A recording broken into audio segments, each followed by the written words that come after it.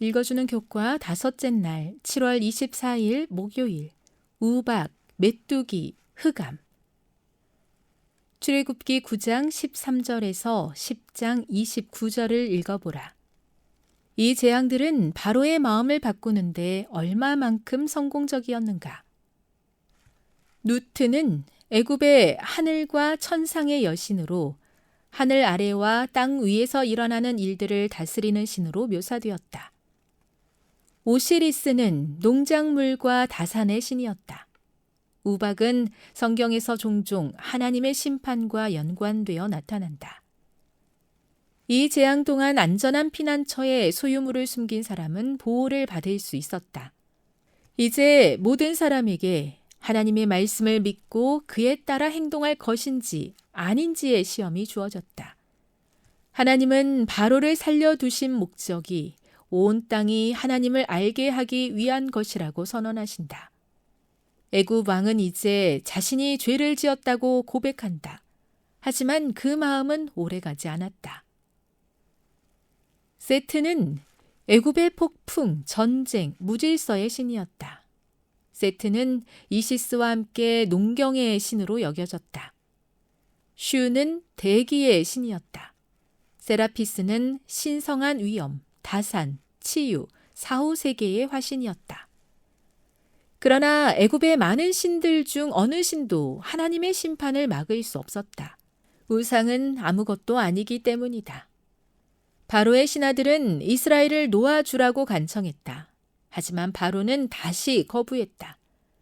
바로가 타협안을 제시했지만 모세는 거절했다. 여성과 어린이는 예배와 신앙 공동체에 필수적이고 분리할 수 없는 구성원이기 때문이다. 마지막으로 라는 이집트의 주신이자 태양신이었다. 토트는 달의 신이었다. 이 두 신 모두 빛을 줄 수 없었다. 바로는 다시 협상을 시도하지만 헛수고였다. 애굽에는 3일 동안 어둠이 덮쳤고 이스라엘 백성이 사는 곳에는 빛이 있었다.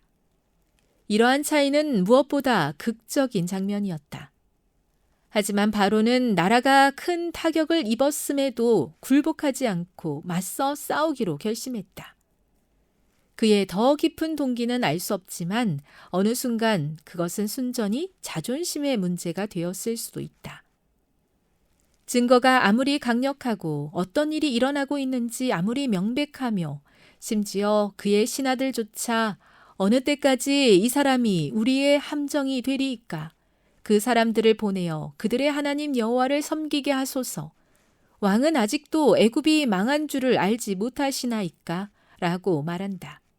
올바른 선택이 바로 눈앞에 있었음에도 불구하고 바로는 잠시 흔들리는 듯 하다가도 결국 하나님의 뜻에 굴복하지 않았고 백성들을 보내기를 거부했다. 교만은 패망의 선봉이요 거만한 마음은 넘어짐의 앞잡이니라 라는 말씀이 이보다 극적으로 드러날 수 있겠는가. 교훈입니다. 말씀을 듣고 대비한 사람은 재앙에서 보호받을 수 있었다. 재앙은 거부하는 애굽에 집중되었지만 온 나라가 멸망하는 위기에도 바로는 뜻을 꺾지 않았다. 묵상. 출애굽기 9장 15에서 16절의 말씀을 묵상해 보십시오. 이 말씀은 하나님의 뜻을 어떻게 보여주고 있습니까? 적용.